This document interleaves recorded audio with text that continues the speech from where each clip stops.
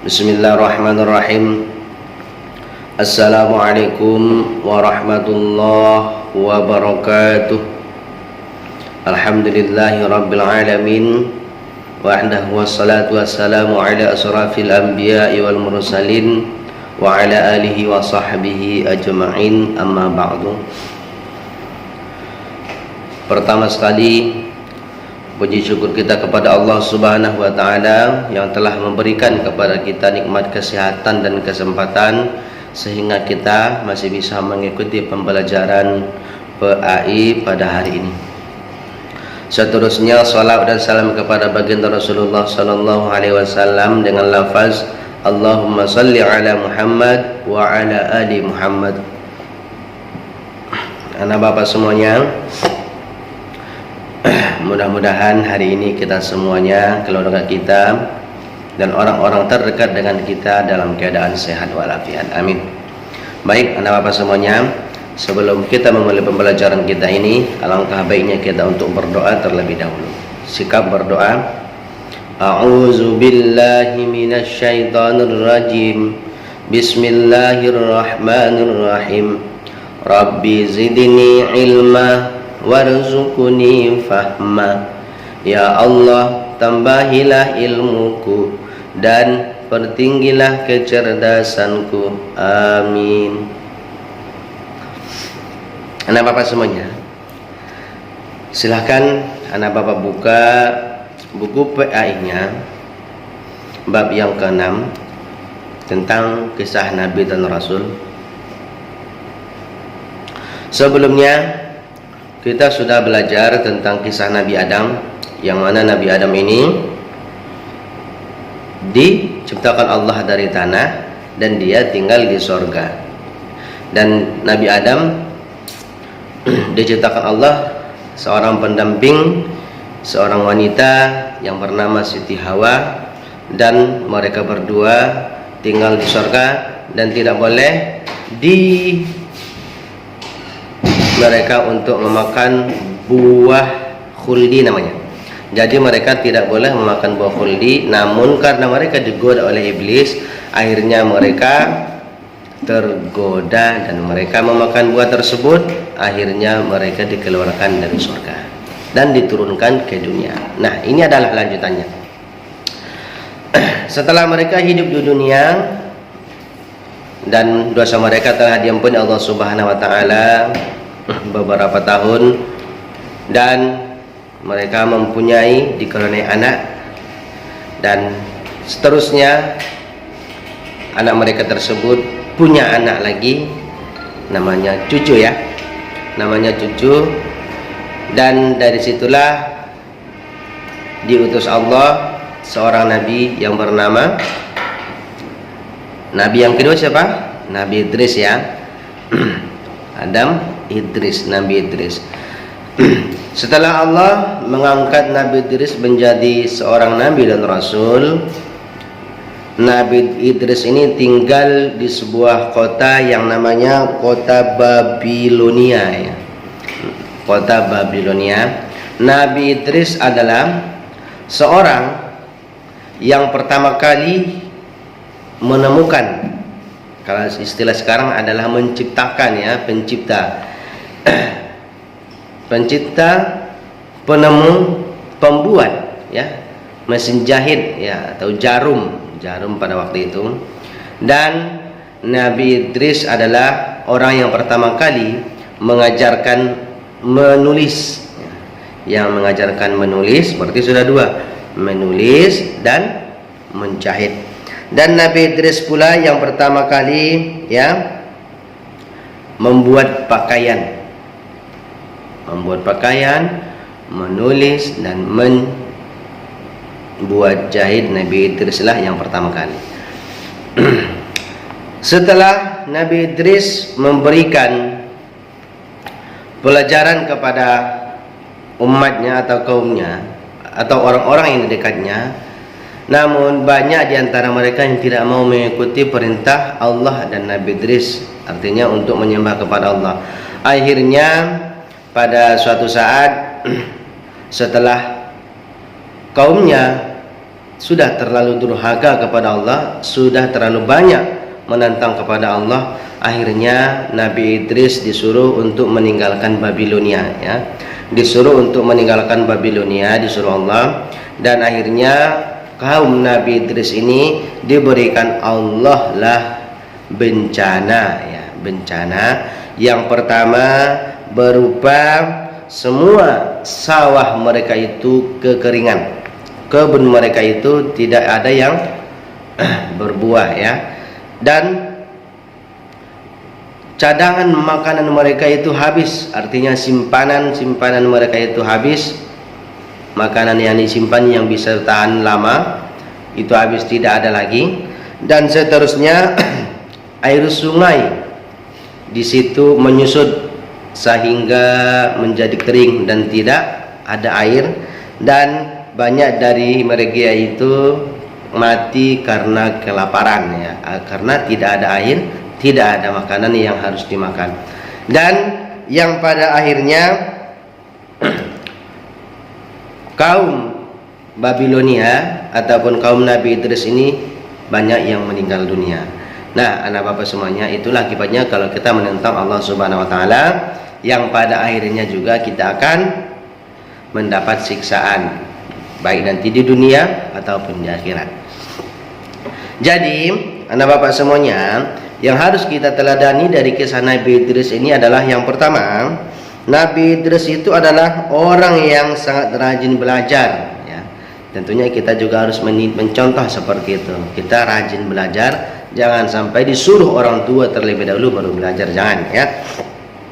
Dia kreatif dan pemberani. Seterusnya Nabi Idris ini adalah orang yang mengajarkan menulis. Nah, kalau anak bapak itu sudah besar, nah kita contoh juga Nabi Idris ini, kita menciptakan sesuatu yang baru yang belum ada, gitu kan. Yang terakhir yaitu Nabi Idris selalu mengajak orang-orang untuk meninggalkan kemaksiatan dan untuk mengajak orang kepada kebaikan. Nah, itu mungkin saat ini bisa kita lakukan. Jika ada orang yang berbuat jahat, nah, kita harus menyuruhnya untuk jangan berbuat jahat. Kalau ada kebaikan, kita ajak mereka. Itu adalah tentang Nabi Idris. Yang ketiga adalah Nabi Nuh, ya, Adam, Idris, Nuh. Kalau sekilas Nabi Nuh ini adalah siapa, nak? Nabi yang membuat kapal, ya. Nabi yang membuat kapal, dan kaumnya ini penyembah berhala. Kalau Nabi Nuh, karena kaumnya sudah sangat menantang kepada Allah, maka Nabi Nuh disuruh Allah untuk membuat sebuah kapal di atas bukit. Dan orang-orang banyak mengatakan bahwa Nabi Nuh ini sudah gila, ya. Kenapa gila? Karena tidak mungkin kapal bisa berlayar di atas bukit, ya kan? Kapal itu berlayar di atas laut. Maka dari itu Nabi Nuh dikatakan oleh kaumnya, Nabi Nuh ini sudah gila. Yang pada akhirnya setelah kapal ini selesai, rupanya ada juga orang yang tidak mau menaiki kapal Nabi Nuh, ya, sesudah berlayar nanti. Rupanya bencana yang akan diberikan Allah kepada kaum Nabi Nuh ini adalah banjir besar, ya, seperti tsunami. Nah, namun tidak tsunami, tapi hujan lebat beberapa hari yang pada akhirnya menyebabkan banjir bandang yang menghanyutkan semua bangunan dan perkebunan dan ternak mereka semuanya habis. Yang pada akhirnya kapal yang dibuat oleh Nabi Nuh yang di atas bukit itu berlayar karena airnya sudah sampai ke bukit, ya.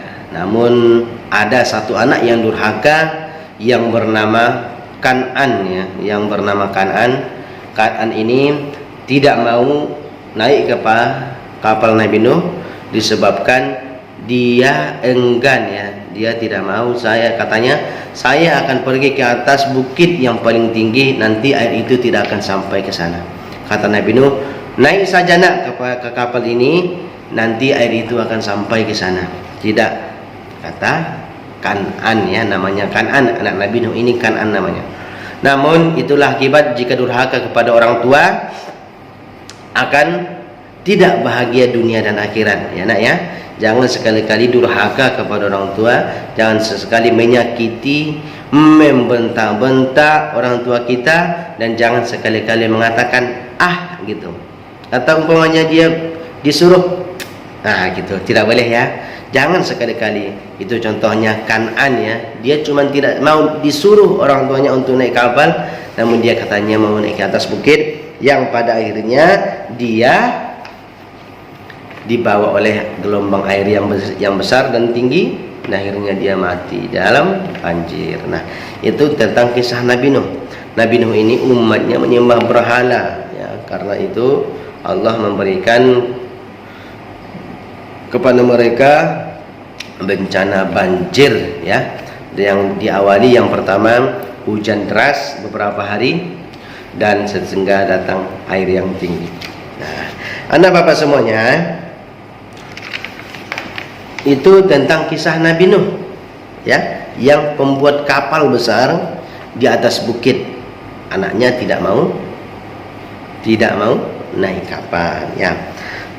Keteladanan yang harus kita contoh dari kisah Nabi Nuh ini adalah bahwa Nabi Nuh ini sangat patuh kepada Allah. Dia itu berdakwah tanpa lelah.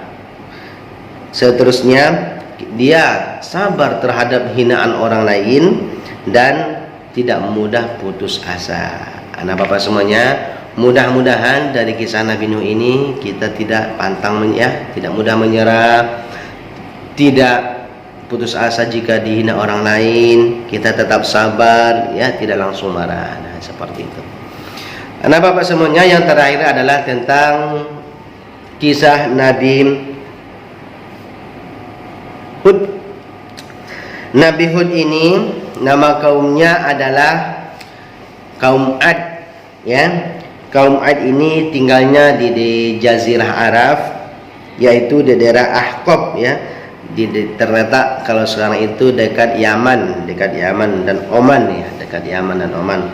Jadi kaum Ad ini sangat banyak diberikan Allah nikmat kepada mereka, namun karena mereka tidak mau beriman, ya, nanti semuanya itu akan diambil oleh Allah Subhanahu wa taala. Mereka tidak mau berbagi, tidak mau bersedekah, tidak mau berinfak, dan tidak mau berzakat. Akhirnya mereka, ya, ingkar kepada Allah karena mereka sudah diberikan semuanya, namun mereka kufur, ya, ingkar, tidak mau taat kepada Allah. Nah, yang pada akhirnya mereka jadi sombong dan angkuh. Anak bapak masih ingat kan? Karena sombong, iblis juga keluar dari surga. Nah, anak bapak semuanya, dakwah Nabi Hud kepada kaumnya selalu disampaikan oleh Nabi Nuh, Nabi Hud.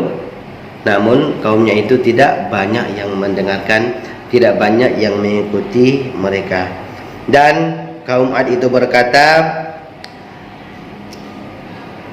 jika kamu dan Tuhanmu tidak memberikan satu bukti yang nyata kepada kami tidak akan mau beriman.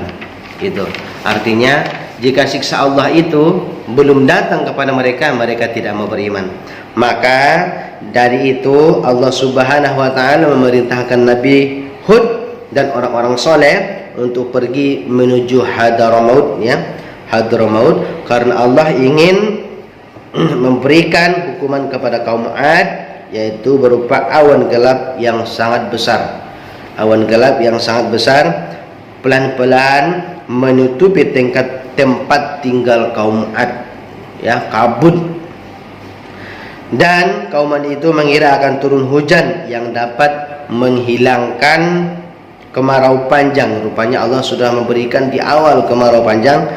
Rupanya sebuah badai besar yang datang, bukan hujan ya, yang membawa angin yang sangat kencang seperti angin topan, yang akhirnya Allah menimpakan angin itu kepada mereka selama 7 malam 8 hari. Angin besar ya, angin kencang. Kalau angin besar tentunya mereka tidak bisa keluar. Dan seterusnya, kaum Ad yang dahulu terkenal karena kegagahan dan keperkasaan mereka, kini telah binasa hanya karena angin yang menerjang ya. Semuanya hilang, harta benda, kekayaan, dan kegagahan mereka, keperkasaan mereka itu sudah hilang, hanya cuma karena angin diberikan Allah ya, belum lebih dari itu. Makanya tidak boleh sombong, angkuh kepada Allah. Jadi dari kisah Nabi Hud ini yang bisa kita ambil adalah kita harus selalu taat dan patuh kepada Allah Subhanahu wa taala. Terus kita harus sabar jika mendapat ujian dan jika mendapat nikmat pula ya. Dan seterusnya, kehidupan kita yang sederhana meskipun berasal dari keluarga yang bangsawan, artinya biarpun Nabi Nuh itu dan keluarga dan orang-orang yang di sekitarnya itu orang yang kaya raya, namun jangan sombong ya. Itu artinya biarpun kita orang yang kaya, janganlah kita sombong, angkuh terhadap orang yang di bawah kita ya. Nah, anak bapak semuanya, mudah-mudahan dari kisah Nabi ini kita dapat mengambil pelajaran. Kita harus selalu taat kepada Allah Subhanahu wa taala dan menjaga hubungan dengan orang yang di sekitar kita, dan jangan berlaku sombong dan angkuh terhadap orang lain ya. Nah, bapak semuanya, untuk hari ini kita cukupkan saja untuk tugas kita untuk hari ini, ialah tentang tamrin 1 saja, bab yang ke-6 tamrin 1. Nanti kalau sudah selesai, silakan anak bapak foto dan dikirim di classroom ya, ya. Kalau sudah selesai nanti silakan dikirim di classroom. Nah, bab 6 tamrin 1. Bagi anak bapak semuanya, bapak ingatkan, bagi yang belum menyerahkan UH ataupun prakteknya, silakan disegerakan ya. Bagi anak bapak yang ada yang Pak Anwar SMS, nah silakan diselesaikan dan dikirim kepada Pak Anwar. Nah, untuk hari ini kita cukupkan dan kita tutup dengan membaca hamdalah. Alhamdulillahirabbil alamin. Assalamualaikum warahmatullahi wabarakatuh.